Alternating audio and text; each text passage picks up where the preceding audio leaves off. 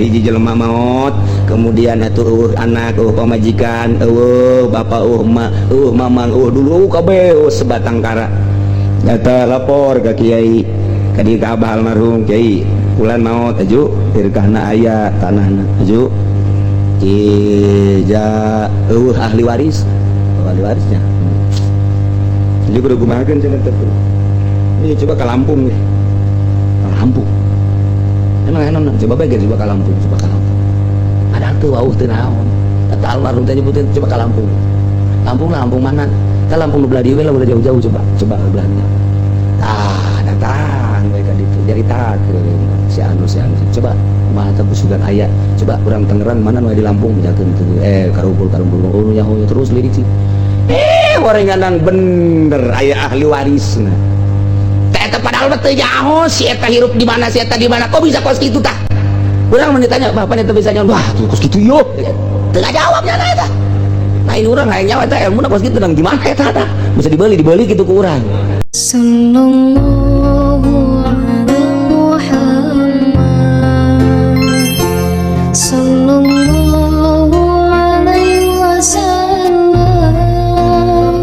jelema-jelema nu geus deukeut ka Gusti Allah teh kadang-kadang 10 tahun ka hareup kadang-kadang 20 tahun ka hareup komo tamah anu sataun deui ka hareup anu asana bukti-bukti bae masyaallah kunaon eta dibere ku Gusti Allah ngan teu meunang ngajelaskeun nu sajelas-jelasna besi engke kajahoan kawalianana beuh lamun aya jelema kajahoan kawalianana ujianana ngan henteu dicarariuman doang mata kenyana mah api lain geus hiji kiai lantaran geus katembong kawalianana wow bisa salamanan bae kan kunyana ieu diborokan leungeunna tah ieu kitu wow ngemu ka dieu terus salaman aya borokan kan embung punyana di kieu ge tembong ya borok ai urang mah sia kai balikeun atuh aing kieu teh ku sia ieu kiai tolol sia aing ai urang mah hayang bisa salaman ai lu asli bawa lihat embung itu diborokan gitu teh geus asal nu salaman los tah sia aing da henteu ngan ieu na doang sakitu tah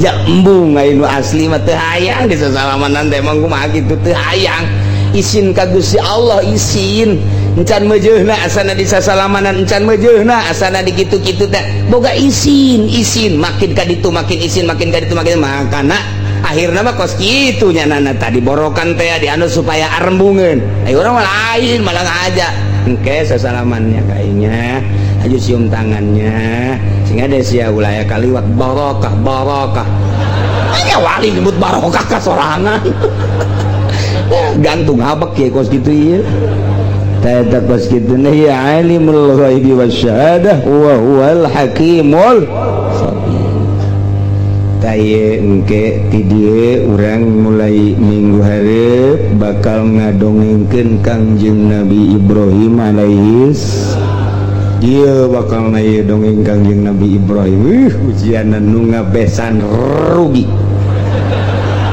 ujian ieu mah gitu panjang dongeng nih mual tamat datang ka 3 minggu ieu mulai ieu dina Al-Qur'an ku hari urang ngadongengkeun Kangjeng Nabi Ibrahim alaihis salam geus besi minggu hareup deuk kondangan diheula-heulakeun iya lantaran ini mau kabangi deui mah angel jasa ka balik deui teh angel luar biasa komo nu kolot mah mau balik deui kabul modar nya atuh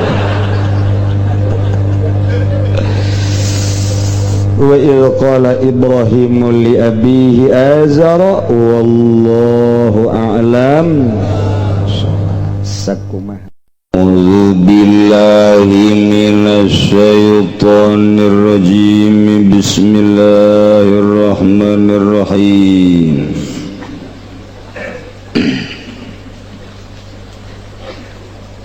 wa 'alaiha yarda'u waladiha laba lan iku wajib ngadasa utawinya sani ing anaka allaba ing Tuhan wiwitan mabadahu gari-gari ing dalam sahusana yarda ilam yujad ilahiya lamun waratin nemu angin sopahya wa ajnabiyatun atawa wadon kang bangsa liyan wajaba yardahu maka wajib apa nyosoni ing walad wa in wujidat lan lamun tinemu ya karone lan ajnabiyah lam tujbaril maka ora den paksa sapa mboke in ragi batu ayaman kuatu abi maka lamun demennya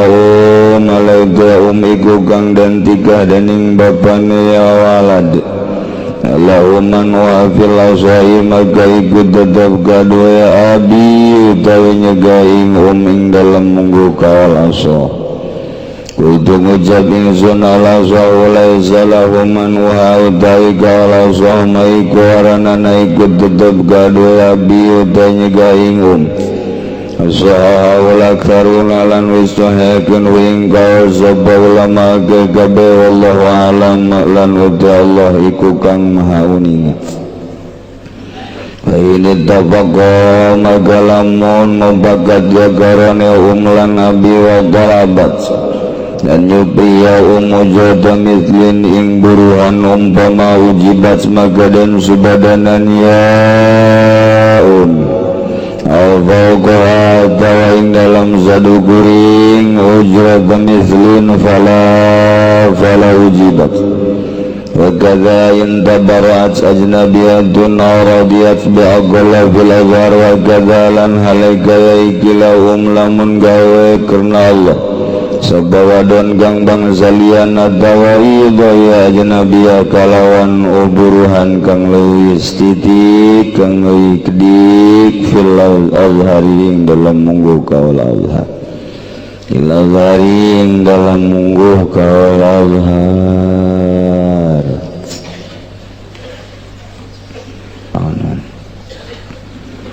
Pertanyaan bagi kalau kita investasi uang pada usaha tertentu, misalnya usaha tempat pembibitan peternakan sekaligus pemotongan daging sapi atau kambing dengan pembagian keuntungan setiap penjualan daging tadi, per kilogramnya kita diberi Rp1.000 dan dibayarkan awal bulan. Apakah uang yang Rp1.000 tadi termasuk riba apa bukan? Riba itu siapa kos gitu. Iya mangga sababarakari pertanyaan kos kieu can kahalal arti bae ku hulu sia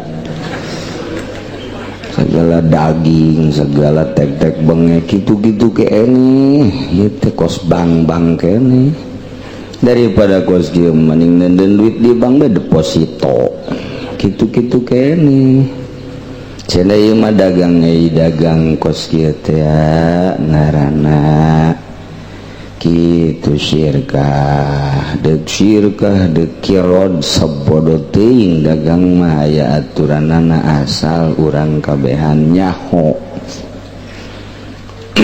artina nyaho teh kieu urang dek invest di hiji perusahaan di NASA misalnya ulah letik lah NASA lah urang boga modal pangletikna di NASA urang mah 1 miliar letik nyana mameureunan bangsa 100M urang 1M tak urang teh mun deuk invest kudu nyaho modal keseluruhan nu nyana sabaraha nu ibu itu nu ibuna sama boga ibu ode daing ngaranna nya urang 1 miliar nyana 100 miliar nyaho ta harga modal keseluruhan geus engkena untung babarengan rugi babarengan ke kalkulasi urang dek dibere sabaraha persen itu teteh mun cenah ieu bagina bagalna teh bagi 10 9 nyana urang hiji rugina geus kitu keneh nyana rugi 9 urang rugi hiji jadi karugi-rugina kudu babarengan ieu mah pan kos kitu teh hayang untungna doang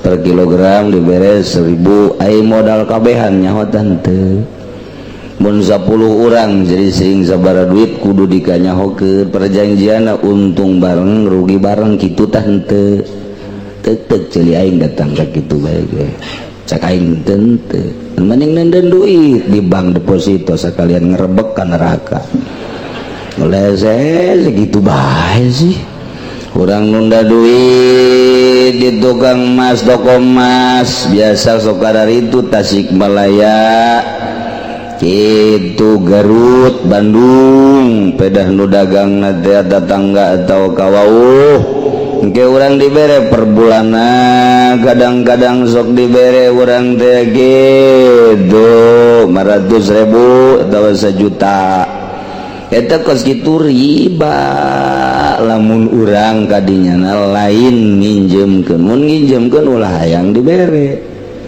Izreta mah karena Allah subhanahu wa ta'ala lillahi ta'ala Allahu akbar mun hayang untung atuh kudu pasini ye kula boga modal ye cek tukang emas ayeuna urang babarengan ayeuna sabaraha dinya modalan ye nu kula ye adalah 100 juta tah nu bapa sabaraha kudu dikanyahokeun nu tukang emas tah sabaraha ai urangna doang mah nyaho itu teu jaho riba ngaranna ieu kudu nyaho nu bapa sabaraha nu kula mah 1 miliar oh kula mah 100 saya geus jadi engke pembukuanna tiap bulan kudu dikanyahokeun ku kabehan pan babarengan dagangna manya babarengan nu nyahona tukang emas doang ai urang henteu ih pikir atuh ku hulu sia ai babarengan kudu nyaho geus kumpulan nih 100 sebulan sekali atau seminggu sekali penjualan anu tanggal sekian ieu sekian tuh jadi sebulan keuntungan sekian ya tak berarti ya urang bagi 10 kula 9 maneh hiji bulan kedua gitu kena bulan ketilu tah ieu rugi bulan anu rugi jadi ai kerugian dina bulan ieu kerugianna 10 juta geus aing 9 juta rugi sia 1 juta daek henteu sia kitu tah terus gitu eta ngaranna babarengan ieu urang hayang untungna doang dagang sapina ge teu nyaho nimbangna saha aju kumaha geus teu nyaho bae tukang non gitu ngaranna tukang sampe diajak dagang daging mal beres tak kudu nyaho kabehan dek di toko emas dek di pabrik nasa dek di perusahaan daging kudu nyaho kabehan mun 5an modal keseluruhan sekian 1 miliar si A sekian si B sekian si C sekian si D sekian nah si C sekian terketahui modal keseluruhan ti A B C D E tah kanyahoan kuari ndek bagi kumaha itu geus untungna bareng rugi bareng ieu mah pan lain nunda duit di toko emas sebulan ngalir giliran rugi bae dicokot pan duitna Pak gara-gara lah yang memusi kabulu bahaya cenah ya duit cokot embung rugi mah embung rugi eta kos kitu riba geus dikieu-kieu riba bae kajian kumaha kecuali nuturkeun sakumaha tadi saya punya hutang sama orang tua tanpa diketahui oleh kakak dan adik saya sebelum sempat bayar kedua orang tua saya telah wafat bagaimana cara saya membayar hutang tadi atau harus diserahkan kemana gampang kadiegeun bae aingkeun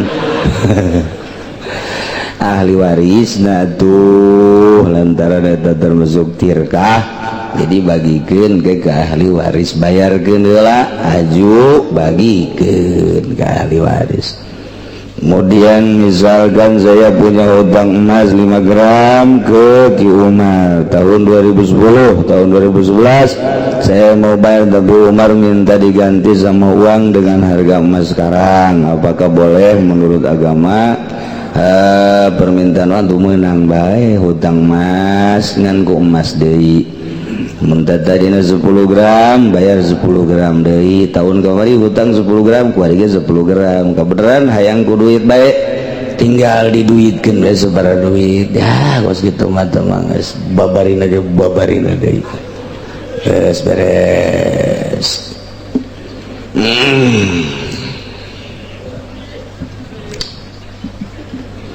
Urang nuluikeun masalah soal nafkah sarewiti gawin jeung Ki Zaid guari boga anak ngalahirkeun sarewiti eta anakna begitu datang ke alam dunia sarwiti sebagai ibuna wajib nyusuan anakna sakali deui wa alaiha wajib kanyi sarwiti irba waladiha nyusuan anakna Allah ba'akana susu pertama lantaran susu pertama etalah anu bakal ngajadikeun kekuatan kasih bayi maka wajib nyisarwiti nyusuan anak kanu pertama wajib tah borosot adanan sunah ku bapana katuhu azanan kenca komatan supaya nu pangheulana kadenge kunyana ulah suara televisi ulah suara HP jauhkeun HP beusi keur borosot nang minung nah kadenge oh iya berarti ulah jauhkeun dina suara-suara kitu azan Allahu akbar ngadengikeun orok teh oh sakieu ge urang di azanan nonton TV bae komo menteri azanan meureun baheula oh masyaallah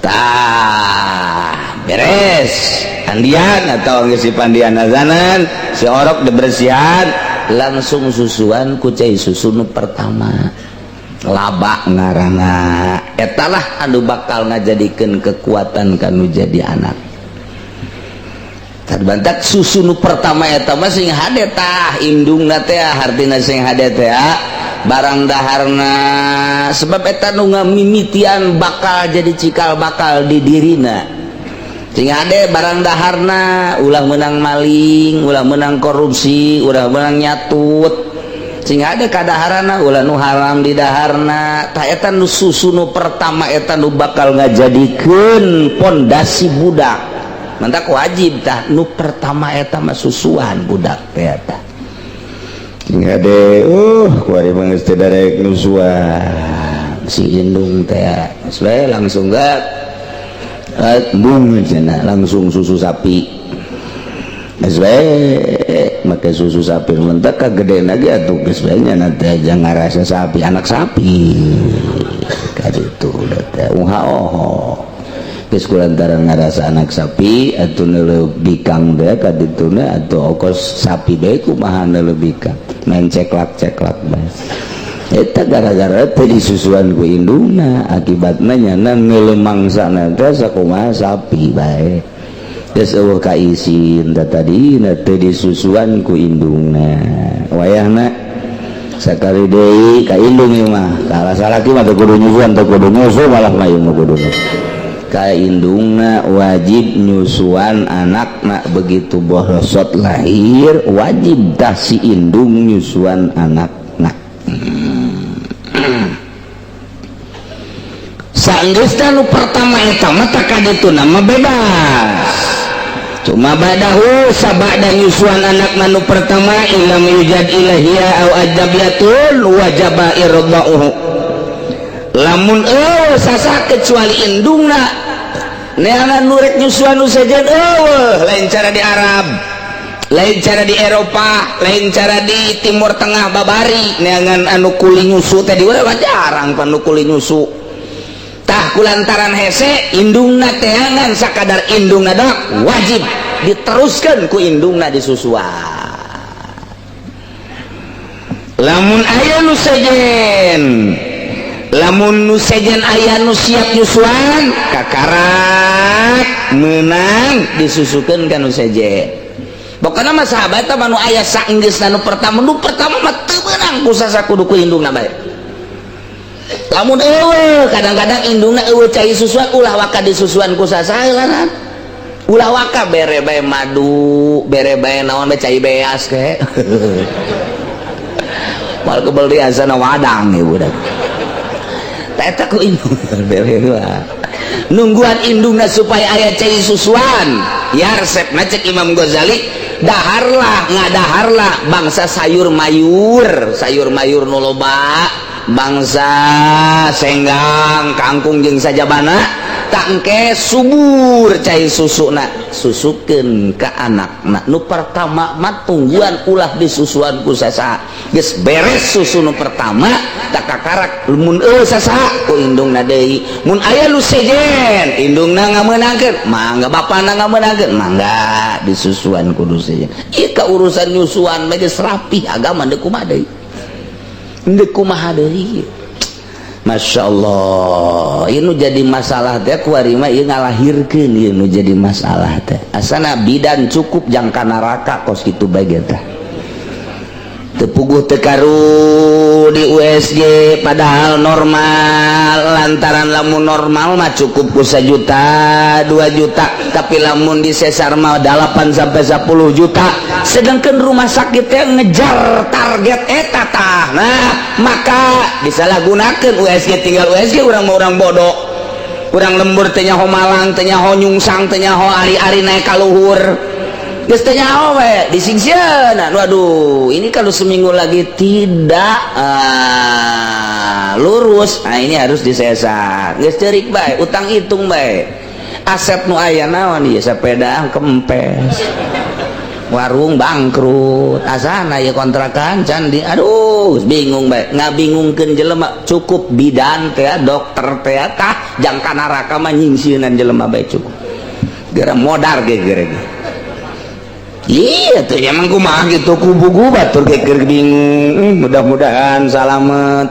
Masnad kadituna maca surat Maryam, kadituna maca surat Yusuf, kadituna maca surat wasiqal ladzina ittaqau ila jannati zumar hatta idza ja'uha wa futiyat abwabuha. Eta ditiupkeun ku bapakna kana leungeun diusapkeun kana beuteung. Beuteung diusap sing ada beuteung. Ini mesti salah aing ngomong. Sakali deui beuteung. Besi kieu ge dibaca diusap ka handap pan cek pamajikan handap caki uci ge aing pan nu jadi tatagaonan tah. Masya Allah, Masya Allah. Eta abe babari kadituna maca wasiqal surat Zumar, terakhir surat Zumar kadituna hatta idza ja'u wa futihat abwabu hatta aya wa futihat abwabu hatta faul wa futihat abwabu wa qala lahum khazanatu assalamun alaikum tibtum fadkhuluha khalidin. Tiupkan ka dia fut terus usapkeun ka pamajikan urang di luhur ka handap ngusapna abe babari maksudna abe babari kaluarna. Baca deh Bismillahirrahmanirrahim asyaqal ladzina taqau ilal jannati sampai tadi fadkhuluha khalidin. Tiup usapkeun tuh ai jampena babari ai mah USG gitu dia USG. Waduh ini tali ari-arinya di atas ini disingsieunan kecuali serius masalah guys. Tapi ieu 99,9,9 deh nyingsieunan wayahna lah. Coba urang sambil neangan duit sebagai dokter sebagai bidan sambil urang nulungan Allah maha uninga malah mah kudu cara madukun baheula menok bagus jasa ieu mah tenang bae. Masalah kayak disangsurkeun ku umat dilempengkeun eta ngangeunaheun kanu hamilna ulah boga pikiran ku kumanok ya ieu mah geus bagus jasa tinggal nungguan waktuna doang tuh geus nikmatkeun jasa ngeunaheun tah jeung madukun mah baheula teh kos kitu barang loba bidan USG. Waduh waduh ini mah udah kalau enggak besok ini bahaya, udah sesar aja. Disingseunat geus sababaraha macemnya sieun nya teu boga duit kapan geus macem-macem jasa ta eta teh nyingsieunan kitu teh doraka gitu. Masya Allah, nah ya di akhir zaman mah beki canggih, beki sararieun, baheula mah dukunna diusapan, digedog, diluruskeun.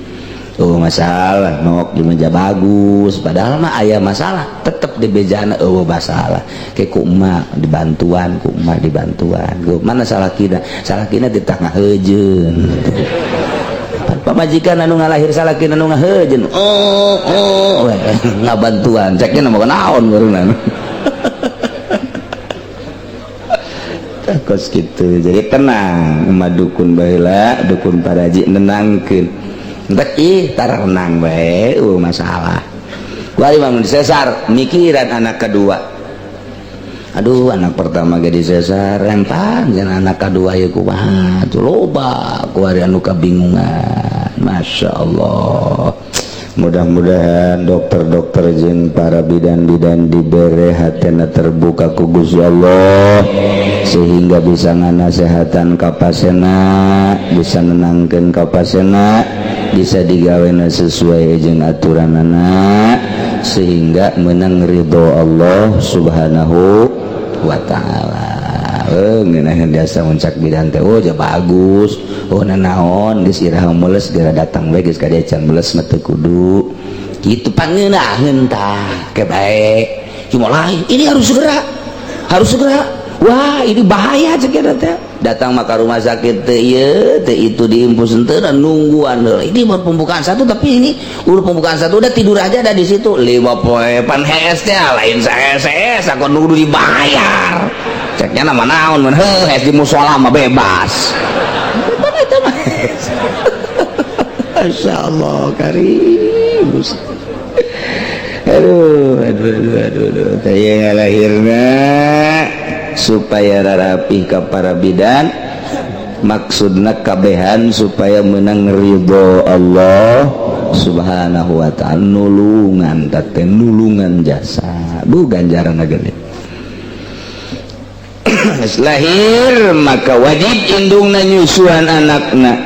Nu pertama eta, nu kaduana, katilu dan selanjutnya mun eueuh sasangan aya indungna doang wajib indung menyusuan atau aya nu sejen. Nah ieu terserah besi endek di kanu sejenkeun cara di Timur Tengah di Arab atau di Eropa ge loba nu kuli nyusu. Nah ieu dipersilahkeun wajib disusuan.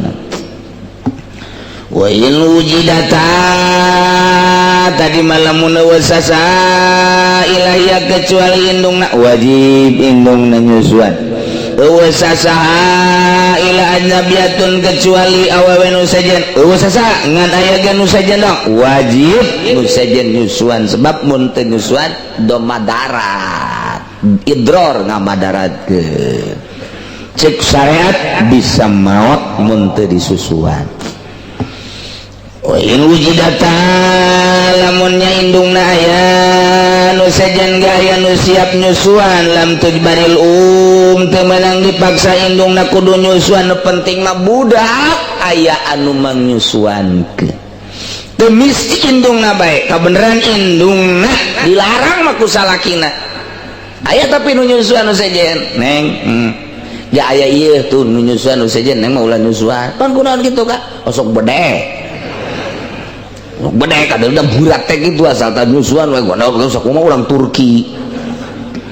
Nah di dele-dele teh waduh tama tuh aya 2 letreun mah da ulah. Nah eta lamun dilarang terserah lamun atuh ngobrol-ngobrol atuh ulah susukeun ka batur asi aya mah. Tapi lamun eueuh nu nyusuan nu sejen aju kitu aya ge indungna doang teu meunang dilarang-larang.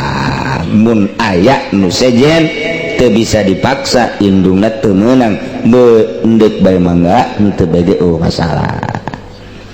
Dayeun rogibat wa yaman gua tu abi mun nyanana hayangeun si indungna nyusuan sepisan ka anak rasa dedeuh rasa cinta sedengkeun indungna teh termasuk nu ditikaku bapana eta teh tadi palahuman wa filasoh menang kanu jadi bapana ngalarang pamajikan asli nah ieu dilarang ulah nyusuan geus bikeun bae kanu sejen teu naon kos kitu aya 7 kabehan tapi cekaul asa laisa lahu man uha teu meunang kanu jadi salakina yana ka bapana eta budak ngalarang indung budak tina nyusuhan wa sahahul aktsarun disahihkeun kaul nu ieu khusus seueurna ulama wallahu a'lam.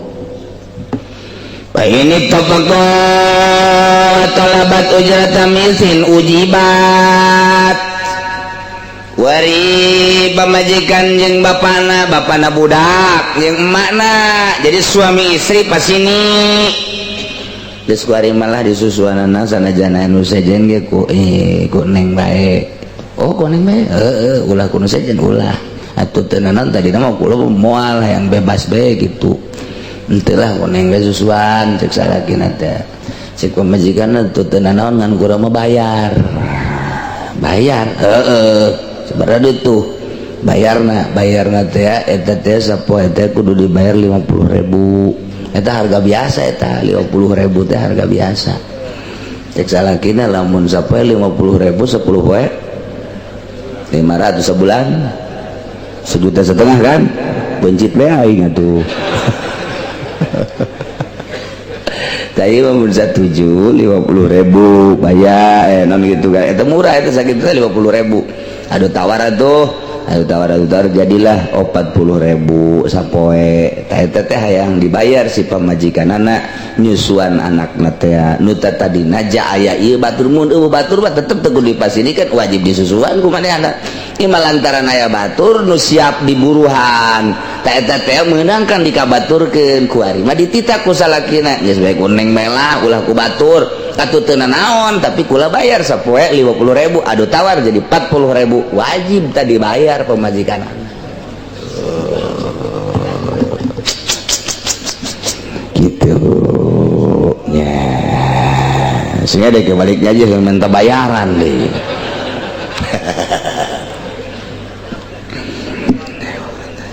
Fauqoha fala tawa saluhurin harga misilian saluhurin biasa kebiasaan awewe buburu teh buburu nyusuan 50.000 sapoe eta biasa geus bisa ditawar ke orang 40.000 iya bapak majikanana yang dibayar sampai 75.000 atau 100.000 tak eta mah kekeh ulah daek nyusuan anak ya tapi bayar 75.000 oh buka 100 mah eta teu wajib dicumponan kudu jadi bapakna lantaran mahal teuing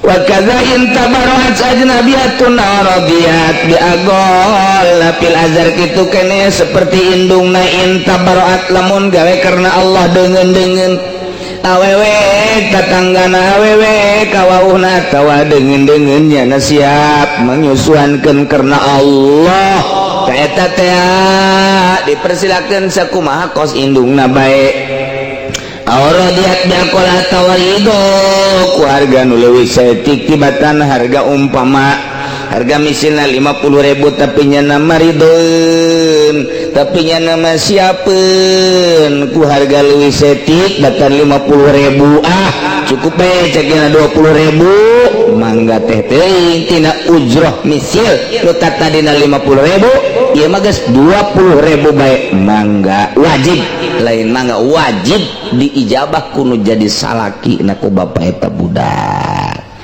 gitulah urusan nyusuan ya mantak kurang ke pemajikan kudu bageur lantaran pemajikan geus mangnyusuankeun anak urang pamajikan atuh ka urang ka salakina kudu bageur lantaran nyana diurus kuno jadi salakina geus silih bala lager mantak naon jeung moal kebeli di alam dunia mah geus lamun salaki bager ka pamajikan bager ka salaki begitu maot ka salalorga kabehan pan indah jasa masyaallah. Coba mun salakina galak biasa jeung pamajikan nama sabar pamajikan anak ka sorga salakina ditinggalkeun ka puntennya kula mah ka sorga ti heula ji pada tuh sia meninggalkeun aing atuh bongan kakak baheula sok nampilingan kula ditumpakan ongko ditampiling ongko ban kula ayo mah kula mah jadi ditaka ditu ku malaikat ka sorga ji atuh kakak ditinggalkeun atuh kumaha kakak bae teh mah dadah cak pamajikan anak bo budak didadahan ka sorga ih padung kabina-bina entak wayahna kanu jadi salakina bageran si pamajikan ge bager ka salakina moal karabel deui urang teh bakal ninggalkeun dunya wallahu a'lam bissawab. Minasyaitonir rajim. Bismillahirrahmanirrahim. Tahlilul labziyu tawi kilaiki ku urayan kang bangsa lafal laisa fi maduna manaduna agolla awagin jamu giyatin layalan ladayugiya ma'rufatun kugangden kinawaruhi wa kudirat hunalanden kira-kira kenyaugia huna ing dalam kene banggonan biar ba'ina dirhaman galawan batang puluh dirham minal warik bifatil wawi majane galawan fatawa wa kasrail fa'al fiddah dan gazakeun rone warik al-fiddati yani perak sadaqatun temana zakatun zawdun minal ibil nazawad ma baina thalatha wal ashara minal ibil Tawidawadaikum waktu masagang tetap dalam mantarane telulan 10 minal ibil saking onta bilangan gitu antara 3 jeung 10 ngaranna zawd awazuk jamu wasakin wa wasitun asalan ladawi awasakikun 60 golak suar ba'du amdadin lan ladawi sasaiku 4 pirang-pirang mud kalikin 4 kali 60 wal mudulan ladaya mad abnatun nigo sacauk di kafai rajuli kalawan efek-efek rorone wong lanang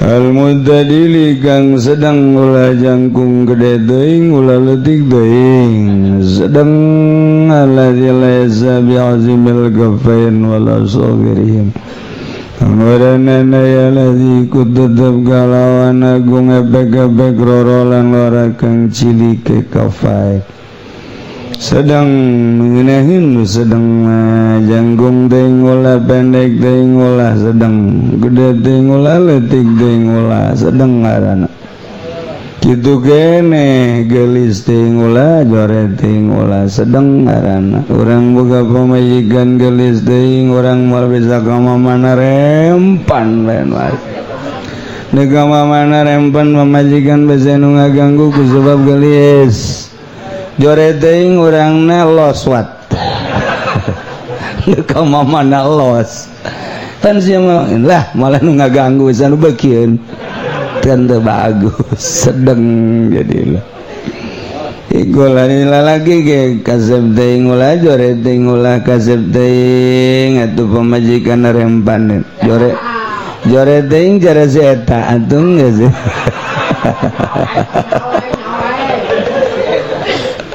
diloswatkeun ku nya ge sanu beukieun ka salaki aing cek adalah Ikulade siji wujub zakat dari kang awalik wajib zakat fil fiddating dalam salak bahimatil an'am lan rajakaya bahimatil an'am pirang ingon-ingon wa bayanin yusobi kulli usin bil min dhalik al martalakan yusob saban-saban pantagang tetap saking mangkono pidho bahibah dua wujub zakat utawi kang kaping done iku wajib zakat bil khamsati awsukin dalam 5 pirang-pirang wasak bila tamari saking korma wala bilan wijil fama fauku kabarang kang tetaping dalam sadu kuring khamsah wa bihadza qalal jumhur lan kayawani kilaiki wujub zakat ngujab til khamsati awsu ngujab sapa ulama jumhur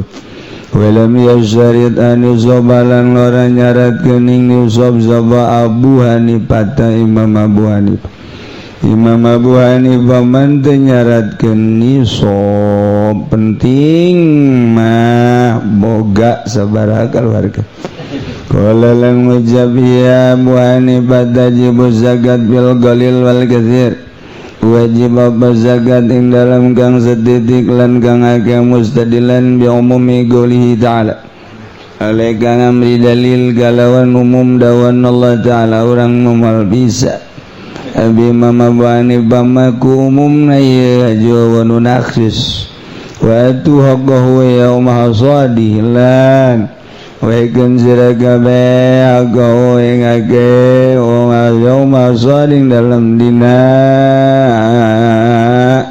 panene si wong pokona kaluarkeun poean panendek lo barek saeutik itu dilo sukutu zakat dagang kaping telu iku logore zakat bimadum nuduna khamsi awagin dalam barang kang tetap ing dalam kurang 5 pirang uga minal fiddati saking salaka wa madunal khamsi lan barang kang sandapeng 5 minal ibil saking onta wa maduna khamsati awsukin lan barang kang kurang 5 pirang wasak minat tamari wal habi saking korma lan wijil an Salim ibn Abdullah wallahu a'lam bissawab.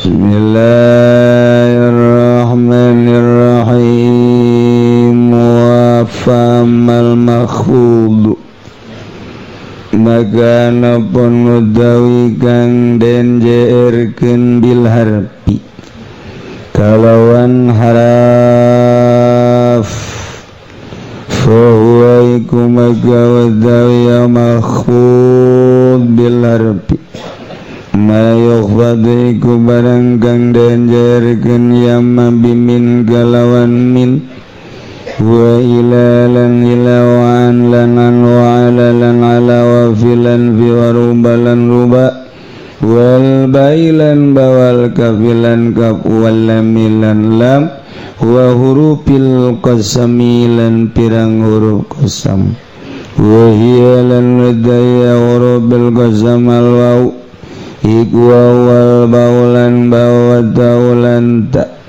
wabiwawi rubalan kalawan waw rubawa bimudlan kalawan mud wabimundulan kalawan mundu di mana-mana jelema ibadah ka Allah timimiti syariat naik kana tariqah naik berhakikat ketikanya nanggeus aya dina hakikat nyana jadi raja raja nu asli lain belusukan lain gubernur Ahok lain bupati lain camat lain lurah lain arat tapi orenganan asli naraja mah wali sebab nungaran raja mah jelema nu merdeka mah wali Moal bisa merdeka lamun teu latihan heula. Negara urang negara Indonesia 350 tahun dijajah.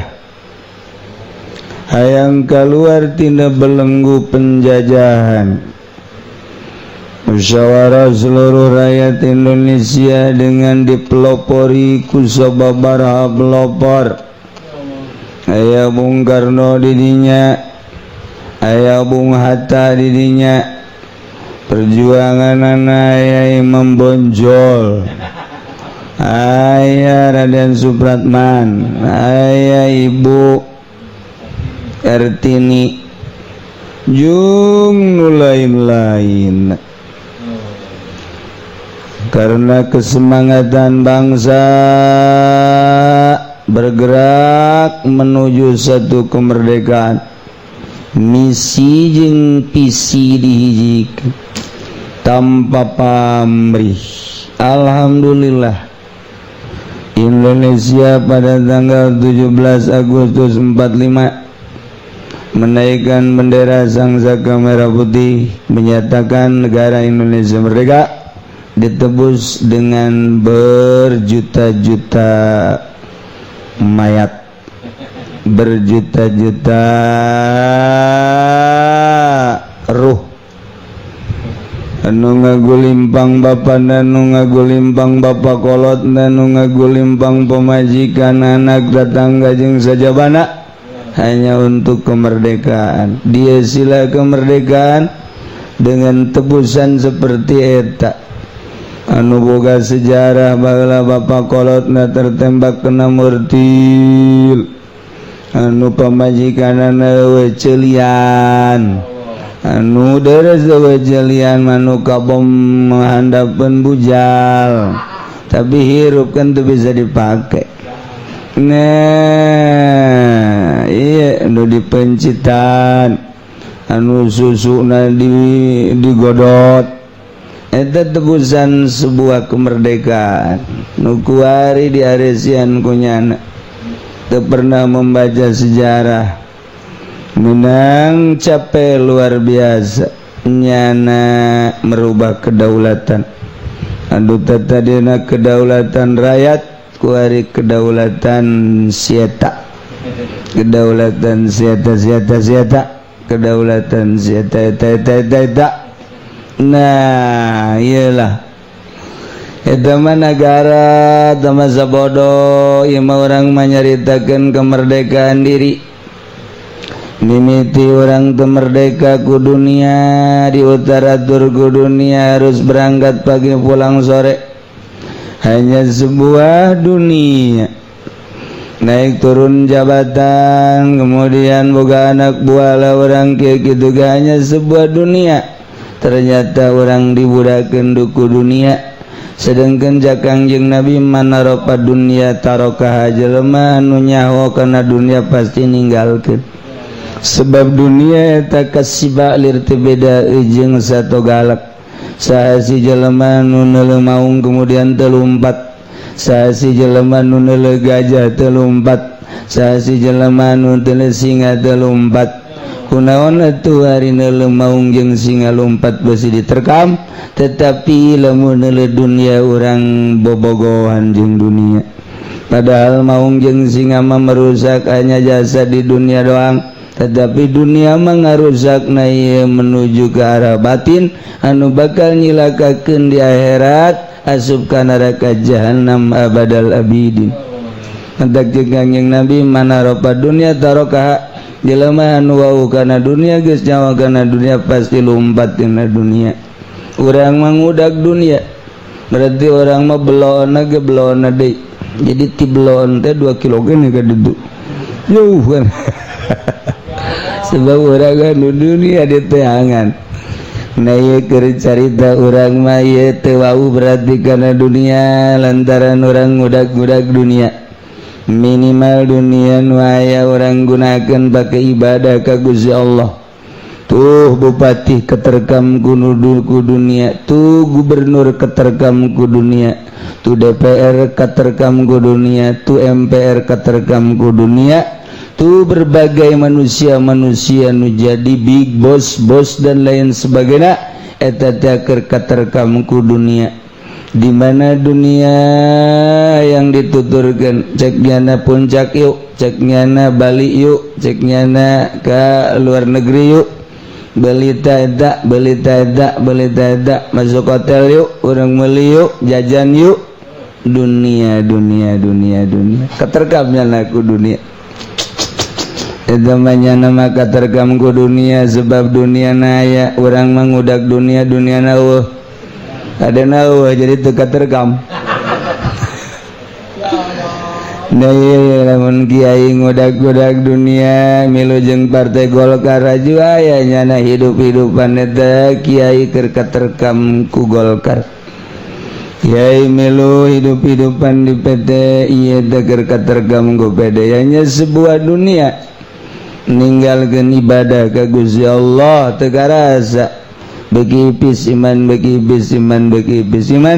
dilengitkeun kalazatan ibadah ka Gusti Allah nyana terlena babarengan jeung lurah camat bupati jeung bangsa aktor gitu politikus katerekam nyana nu kamari mah asaraya di masjid kuari mah nyana aya di pendopo kamari mah azhar magahan budak ngaji kuari mah nyana teh keur ngarumus-rumuskeun lain-lain sebagai eta nya ngaranna katerekam. Nah satungtung kitu bae hirup datang ka pae rugi merdekakeun atuh. Waduh cara ngamerdekakeun kudu aya nu nungtun mursyid ngaranna kuari nyana aya nu nungtun mulai hirup ngamerdekakeun diri tina dunia anggeus beres alhamdulillah. Kuari kudu dimerdekakeun ti makhluk sebab makhluk memual keluar ti dua hiji ngalem nomor kadua nyacat. Ketika orang robah di alam jeung dicawat berarti orang can merdekakeun diri orang tina makhluk ayalah nu nungtun alhamdulillah. Kemudian nafsu anu ngabelenggu urang loba kahayang hayang itu mun urang teu diwara nafsu teu diri Allahan urang moal merdeka ku urang kuari diri Allahan hayang ieu di perangan ku urang hayang itu di perangan ku urang kayangna ngan sakadar difokuskeun kana parentah Allah merdekalah urang kuari tina setan teh musuh urang inna syaitana lakum aduwwum bin maka urang nganyahokeun la setan nu kos kumaha eta setan supaya urang jelas ngamusuhanana barang dideuleu-deuleu orang setan mah bukna panjang mendak lamun bukna panjang berarti eta setan. Nomor kaduana anu gendut eta nu gendut setan biasana garendut setan mah geus nu gendut berarti setan geus kitu bae eta mah anu kitu naon cingcina loba eta setan.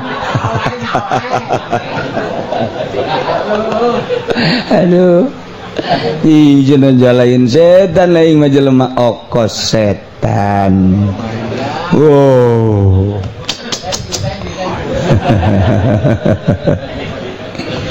Tapi aya penemuan baru di sebuah kendaraan di kereta api. Aya jelema panjang buukna kemudian cicing bae. Ternyata barang diteliti ditanya beungeut marah mai padahal buukna mah panjang maka levis.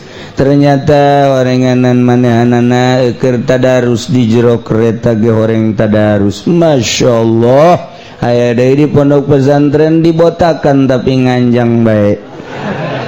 Jadi lebih baik panjang buuk pakai tadarus dibandingkan jeung botak pakai bobogohan.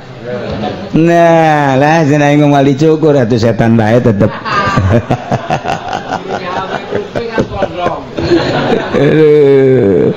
Yembung di setan-setan nyana ngomong bae.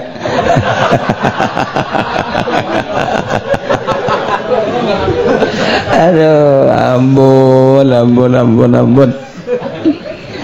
Itulah ibadah ka Gusti Allah orenganan terjal loba tanjakan-tanjakan disebut naqobah. Tanjakan pertama dunia, tanjakan kedua makhluk, tanjakan ketiga nafsu, tanjakan keempat setan. Ketika orang bisa melalui tanjakan-tanjakan tersebut, maka wusul ilallah, orang geus datang ke hakikat. Lamun urang geus datang ka hakikat mah aya kanikmatan sebab urang teu terbelenggu ku syariat. Urang mah kuari lamun salat teu terbelenggu ku syariat. Ketika orang salat nangtung kemudian difokuskeun make niat usolli fardhu zuhri 4 rakaat mustaqbilal Ka'bah. Allahu akbar. Orang mah terbelenggu ku syariat. Tapi jelema geus datang ka hakikat moal kitu. Aing ieu dihirupan nage ku Allah, ruh aing ditiupkeun nage ku Allah, sementara ruh aing geus wawuheun jeung Allah di alam arwah geus ditanya, alastu bi rabbikum, lain ta aing pangeran sira, qalu bala syahidna. Roh kabeh teh ngaku Gusti teh pangeran. Ketika diasupkeun ka awak urang, berarti nya geus wawuheun jeung Allah. Kuari dididik urang teh di pondok pesantren bersyariat berthariqah nyana geus datang ka hakikat asli nama roh teh geus wawuheun ieu jeung Gusti Allah. Geus atuh nu ngahirupkeun Allah, nu ngamaotkeun Allah, nu ngagerakeun Allah, nu nyicingkeun Allah. Kabeh Allah, aing lempang nang Allah, datang ka masjid nang Allah, nangtung di dinya nang Allah. Waktuna jam sakitu pas berarti sholat zuhur, berarti atuh geus teh kudu sholat Allahu akbar hakikat diusoli-usoli ge eta teh maksudna mendeuk sholat zuhur. Sementara jelema anu berhakikat bang geus wawuheun qalbuna hadir jeung Allah, nu mantak usoli teh kan ngahadirkeun Allah. Lantaran urang mancan terasa hadirna Allah ketika jelema nu ibadah geus ngaleungitkeun tanjakan nu opat tadi, maka hadir Allah di jero hate. Dengan kehadiran Allah lainnya nu ngarasakeun lempang tapi Allah, lainnya nu ngarasakeun takbir tapi Allah, lainnya nu ngarasakeun gerak jeung cicing tapi Allah. Sebab Allah kan maha segala-galana, nyana ngiptakeun Allah, nyana digerakkeun ku Allah. Geus al-muharriku wal musakkin adalah Allah. Geraknya gerak Allah, cicingna cicing Allah, deuleunya deuleu Allah, dengenya denge Allah. Sebab naon? Sebab di dirina hadir Allah. Ketika Allah hadir, maka innama amruhu idza arada syai'an ayyaqula lahu kun fayakun. Allah ketika ngajadikeun sesuatu cak Allah kun fakayakun, maka wujudlah. Maka kun fayakun Allah dibikeun ka jelema anu nyana di hadiran ku Allah. Atuh lain nyana ieu nu ngomong Allah, geus kun nyana kun Allah. Nu mantak ayang ka Banten atuh beureum bae jalain nyana ieu Allah. Ayang ka Irak atuh beureum bae nyana menjalain nyana ieu Allah. Maksudna kumaha? Maksudna ka Banten beureum datang henteu. Asal beureum bae. Tambah sos jelema anu neuleuh tanah saya tak tanah batur ukur habak coba. Maksudna naon tanyakeun usaha. Atuh calon maribut nanyakeun maju laporan deui geus ditanyakeun usaha anu Mang Zaid atuh geus ditanyakeun mah ti lain bos deuk beuri teh henteu engke ditagih nanyakeun goblok Antek sing ade jeung bos mah tuh tanyakeun tatana saha aja ukur urang mah nanyakeun ngukur geus endeu ieu Pak geus diukur geus tanyakeun geus aja kunaon tuh ieu nu sabaraha dibeulina sanuk meuli aing mah ditagih nanyakeun jeung ngukur. Aduh, puyeng aing ditelu bisa tak bos dah. Lah ieu urang lamun nyaritakeun alam tadi geserkeun basa etika. Urang ge nyayang. Heueuh oge. Ngan ulah. Naon mantak ulah? Ieu kan ngajina umum. Mantak bari lalagaan ge. Urang ngaji kos serius. Beuh. Atuh ujianna ka imah ge geus datang ka imah langsung ka kamar bluk. Wah, cek pamajikan kunaon dia? Kunaon jadi kieu tas ngaji. Pokona mah bakal ngahakekat urang. Urang bakal ngahakekat, mentak teu meunang ilmu hakikat dijelaskeun aslina. sebab can wayah urangna teu masantren aya nu masantren ge atuh eta tadi ngan umur masantrenna doang nu kebel jadi pondok nama nyaeta teh kos kitu ya pancen kiai sok sombong sia ulah sok aju ngagetak ka aing kadeuleu kitabna Pansa Paris salembar aya coretan 2 lembar eueuh salembar aya 2 lembar itu pencatan dah eta kos kitu berarti sia teu istiqomah eta atuh ai kitu onam sia sok aju ka aing teh jeneuh kiai sok sombong lain sombong deuleu kitab sia malah tafsir Munir sia ka mana eueuh di mana dijual pakai nganjang tuh kan tapi ya geus kos kitu bae geus rada nyai-nyayan tuh mantap lamun urang ngaguru ka guru mursyid ngeunaheun bakalna sebab naon cara-cara ngahakekatna dibere nyaho ku yan seetik bae tadi tah atuh kunaon make jeung heseen amat kabelenggu ku syariat ja di alam arwah roh urang geus wauheun jeung Allah boro-boro urang kafir ge rohna mah wauheun ka Allah ketika diasupkeun ka awak urang kok jadi teu wauh jeung Allah nu tadi dunia makhluk nafsu jeung setan ngahalangan ka wauh roh ka Allah ketika nu eta geus dipiceun bray ngagebray ieu teh eueuh tabir eueuh halang jih atuh jeung Allah mah atuh geus teu make syariat harti teu make teu usul jeung Allah jangan salat tegelinnya anak Allah mantak sa Siti Jenar dipanggil Jenar ka dieu eueuh Jenar ge Allah Allah ka dieu eueuh Allah ge Jenar tese sudah manunggaling kaula Gusti bernyat-nyatu antara dirinya jeung Allah sasar teh urang ngomong geus kitu emang teh sasar atuh sasar sebab naon urang mah muhdasah urang mah hadis Allah mah godim masa ngahiji nu godim jeung nu hadis nah di dieu nu urang khawatir ieu kan menceritakeun perasaan eta menceritakeun wujud kidam baqau maqala bal hadis kiamuna eta mah sakadar kembang lisan tamah budak leutik ge bisa wujud kidam baqau muqalafatun lillawadisi kembang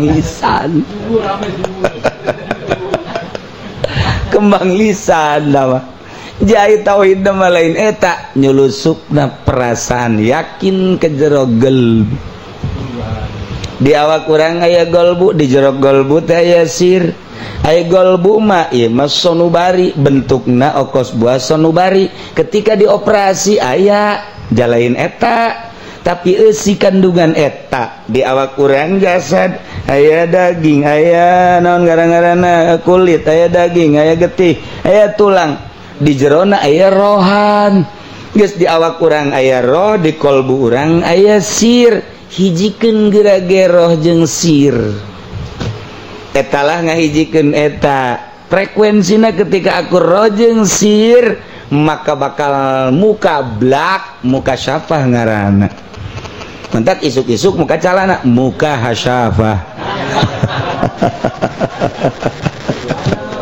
bari utek-utekan atuh teh kudu subuh bae cak Habib Rojak mah kapan maunya aja luar biasa atuh emangnya nama beuki nu muka hasyafah jerawat. Nah jadi balik ke roh urang mah geus baueun jeung Allah nu mantak teu nyambungna jeung Allah asa jauh Allah dunia makhluk nafsu setan maka Allah ngutus Rasul supaya miceunan halang-halang Rasul mah geus maksum langsungnya nama jeung Allah baeuna naon maka lantaran Rasul uswatun hasanah Allah ngadamel peniru Rasul ialah wali mahfuz lamun wali lamun Rasul masum lamun wali mahfuz ketika orang bisa kitu ngalengitkeun keterjalan dunia makhluk nafsu setan maka urang teh hadir di Allah kamana bae Allah mapib jibati ilallah dan jubak wal kecuali Allah Allah Allah Allah Allah ba. Nah eta lamun geus kos kitu ngaranna berhakikat geus lempangna lain aing Allah diukna lain aing Allah nu salat takbir lain aing Allah Allah bae kabeh hakikat mah jeneng Allah urang ge lamun nyarita budak tabrakan masyaallah ai sebabna mah eta ge nyana kenceng teh ieu naik mobil motorna ai hakikat nama tu geus jadi tu nama Allah Allah kan urang ge berbicara hakikat mah kitu bae. Aduh eta budak kawin jeung nu geulis padahal mah jajore beungeut nama ai sebabna mah nu mantak eta nyana beungeut jajore kawin ka nu geulis barahan sebab hakikat nama tu geus nang Allah bae ngahijikeun ai ku Allah dibere bogoheun mah sanajan geulis ka beungeut perang atuh bogoh bae padahal mah beungeut perang itu nang Allah ku Allah ku ari kamari urang resep kada cincin jante brek dibere resep ku Gusti Allah hese dengalengitkeunana aya satu rahasia naon rahasiana hanya warasikhuna jelema anu nancep hatena anu dibere nyaho ku Gusti Allah ieulah ieu rahasiana ieulah rahasiana ieulah rahasiana kamari resep kana cincin ku ari bau resep jasa malah lain sakadar resep ajunyana nampung cincin sanggeusna nampung waduh dijualan kunyana dicek kunyana make nit waduh anu make HP trek anu diadukeun ngagenyai macem-macem kita nangza jadi resep guari tanang Allah isuk pageto dipicen deui ka resep hanya Allah segala-galana eta kan hakikat nama nang Allah.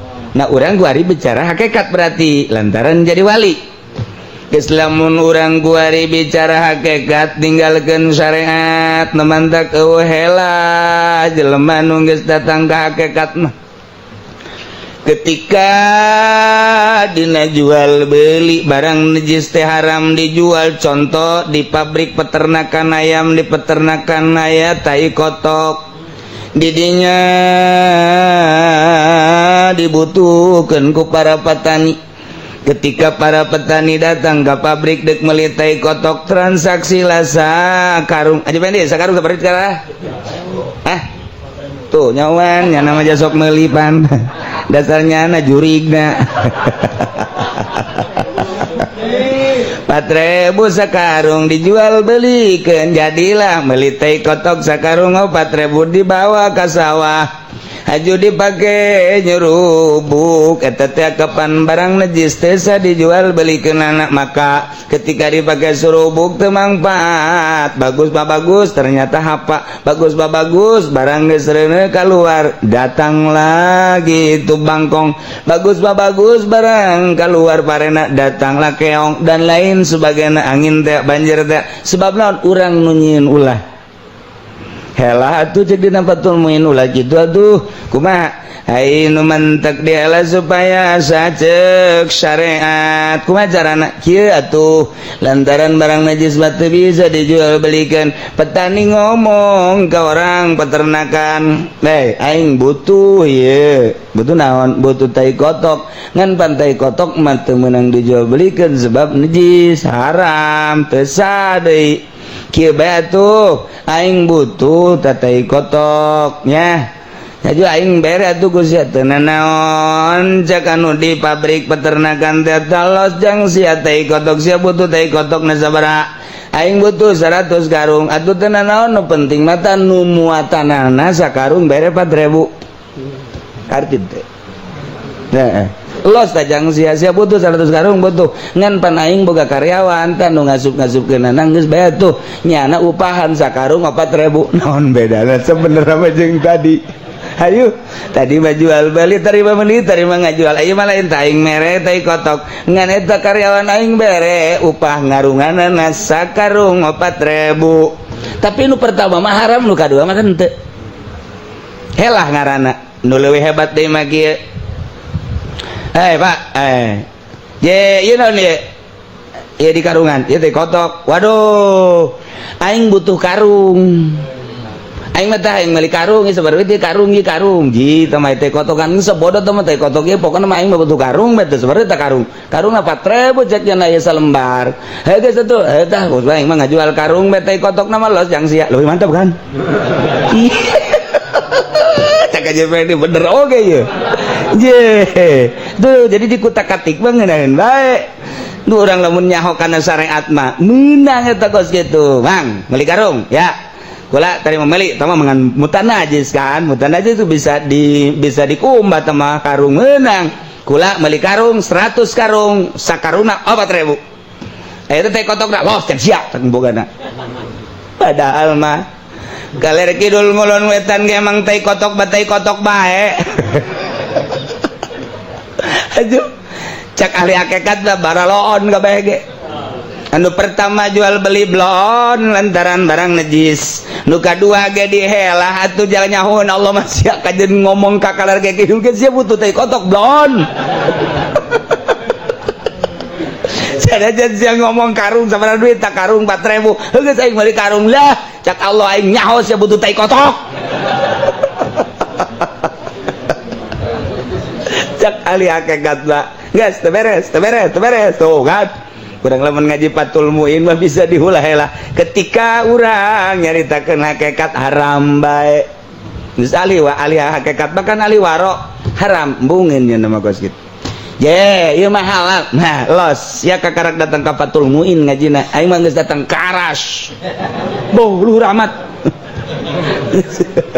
sia-sia aing pokona mah aing mah teu da oh kuari malamun aya jelema nyaritakeun caksa cenah eta duit ti pamarentah teh haram blon eta mah kiaina anu ngaharam-haram duit pamarentah haram bolon kuari malamun kieu mah urang disumbang ti Australia eta duit teh haram lantaran ti kafir asupkeun heula mah ke proposal ka pemerintah di pemerintah makan duit teh halal geus duit duit haram dihijikeun jeung duit pemerintah anu halal sarua jeung anu mustamal dihijikeun anu mutlak ka bawah mutlak cek nya teh jadi halal bisa atau bisa bae sok jeung dalilna Aisyah beuki mah wari ayeuna mah terus bae urang deuk naon di mana haramna cenah duit pamarentah teh ja urang teh agapan ieu ayeuna ngagungkeun ngaluhurkeun berjuang sedengkeun berjuang teh tanpa duit mah kumaha atuh teu jalan sebab aya perongkosan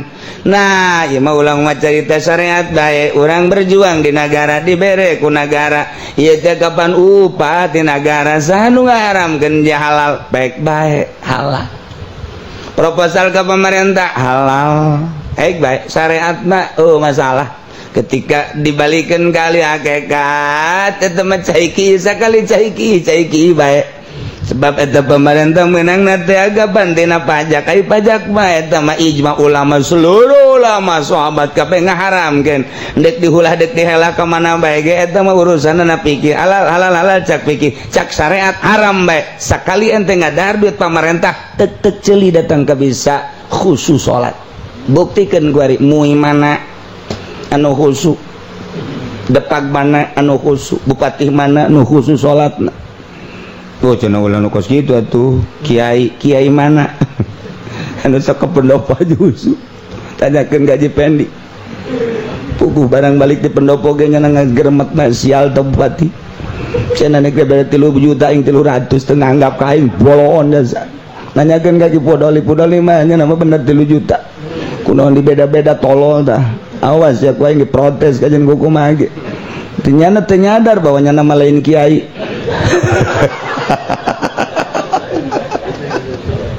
eta maksudna lain husu enak kos kitu tah aju orang datang dari diundang ku camat aju berkatna leutik camat pelit aju berkatna gede beu pantes bae gede ge camat ieu dikira husuna moal bisa bensin kos kitu jadi kajenteun ngaler ngidul ngetan ngulon geus sakali haram bae ahli hakikat ngaranna numantak sedakok mambungeun leumpang di jalan raya nang pamarentahnya nama kudu di sisi bae embungeun ngaharamkeun jang dirina leumpang di jalan ngabangun pamarentah tuturkeun ku sia ahli hakikat modar bisa sia ayo mual udah kali hakikat mah. Ketika jangan nanya kiai kunaon ngaharam-haram, emang kunaon? Atuh jadi oleh dalil lagi atuh leg-leg ku sia dalil. Ngaji naon sia? Atul Muin. Ngaji naon sia? Fathul Wahab, Raudhah, Iqna, leg-leg ku sia. Ai kiai naon kitabna? Aras. Oh budak. Geus-geus-geus mah. Atuh mal bisa ngomrol ahli syariat tinggal hakikat atuh mal bisa. Mandak benang baik ku ahli hakikat dah sebabnya nama geus ngolowong hatena geus eueuh akobahan. Nu mantak ieu mantak di dieu berarti nu mantak cicing di jero majelis berarti ngaji kajian hukum age teu kudu diniatan. Nu mantak mau piring pasti endek dahar kajian hukum age. Nu mantak mau gelas atuh pasti dek nginum. Nu mantak nangtung di hareup sop berarti beri salat teu kudu usoli-usoli. Jelema anu nangtung di hareup kemudian make usoli-usoli sarua jeung dek nginum nyokot gelas niat kaula nyokot gelas dek nginum cai panas. Jeung di lamun panas teuing dek di lambon make nu tiis abe sedeng. Cak pamajikan ka urang kagerogol yuk. Niat palempang sorangan teh kudu dibuktikan kitulah kama qala Hujjatul Islam Al-Ghazali. Ente lamun can datang ka hakikat kitu bae riweuh terbelenggulah ente ku hakikat. Ku syariat kitu terbelenggu ku syariat. Capek ente ibadah make syariat. Coba make hakikat mantep jasa. Geus urang teh kudu tual-tual ka pamajikan asal urang kadinya pamajikan aya bae dicemplak siap berarti. Teu kudu mama siap enggak sih? Capek tah ngomong kos gitu mah. Mama siap kan? Atuh siap mama juga. Udah buka celananya belum? Oh, udah. Buka dulu dong. Angel sama kos gitu mah. Atuh geus bae asal kadinya goblok krewek beres. Aduh, jadi dibujeng enggal na bae hakikat mah. Teu kudu pupulupan palipidaan. Nah ieu mah keur carita ngan urang mah keur carita syariat. Nu geus datang ka hakikat ge tetep bae make hakikatna jang sorangan bae. Ketika dinu loba jelema mau sok ka hakikatan padahal geus datang, tetep nu ditembongkeun kudu syariat bae. Sanajan sakali waktu mah kanyahoan. Poho meureun nyana. Tapi ketika nyana itu di halayak rame syariat bae.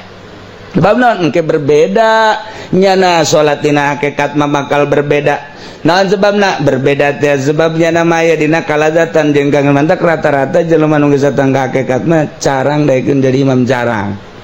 Sebab naon? Ayat terbelenggu. Ai imam mah paneuh. Ai urang mah pan lain satungtung aing hirup aing bae jadi imam. Sia mah udah jadi imam. Geus kontrak ya ku aing bimbar. Datang ka aing paeh doon teh jelema.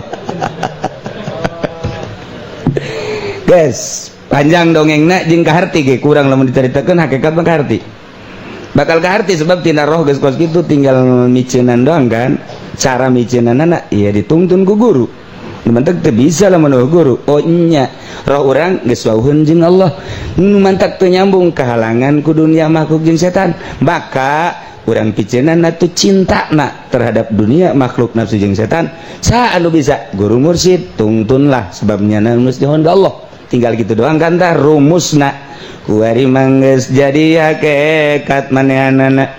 Tidak menutup kemungkinan jelema nu geus berhakikat turun di morosot jadi bersyariat deui lantaran aya gangguan-gangguan kurang kumaha kibar siso. Nu mantak pamal mapuduana pun jelema nu teu soledat jadi turun deui tina hakikat kana syariat. Anu mahfudna teh bil harfi ku huruf orenganan ieu teh isyarah kana hakikat.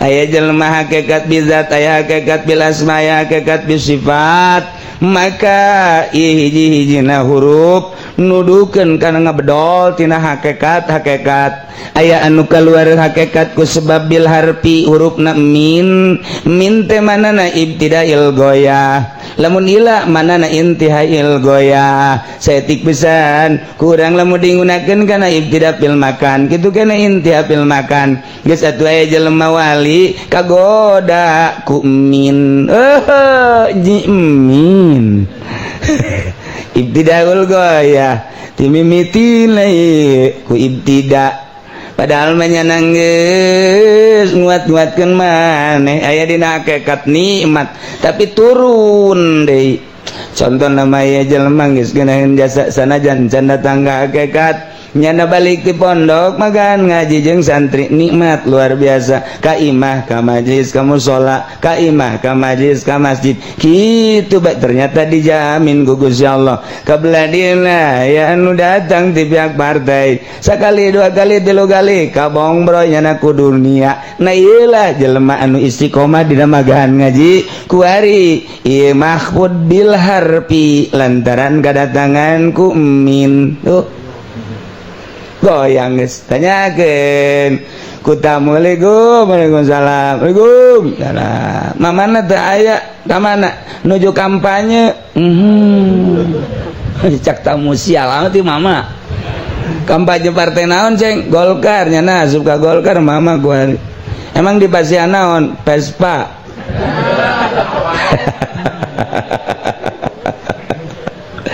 wartos nama cenah hayang Avanza ngan duka kumahang ke maksudna transaksina maksudna jahayang ngali cenah eta ge atos ti Vespa mah kana mio atos ti mio hayang Avanza nembe ka peser sedan butut teu lempang sedan bututna hayang Avanza entos Avanza hayang kawin deui waduh bimrotin jamilatin wa nu ngaminan Allahumma zawidni imratan jamilatan wa nu ngawinan jang nyana doang sorangan nah iya kaganggu demantak mah mayufadu bimin wa ila nah iyalah min isyarah kana ngaganggu jeung ngahandapkeun kana kahakikatan nu mentak lamun teu diperangan sampai paeh cek Kangjeng Nabi urang mulai ku hadibil jihadil akbar setelah jihadil asgor perang di medan laga masa kedeng mungkin sapoe mungkin 3 poe seminggu setahun tapi merangan nafsu mah ila khurujir ruh ngagilak setik turun ya Allah namentak makin gadituna makin bunggaul jeung jelema makin gadituna makin nyorangan tapi jelema makin memburu aya naon sih nyanana embungeun tapi diburu ku jelema aya rahasian di jerona nyanana hayang jeung Allah bae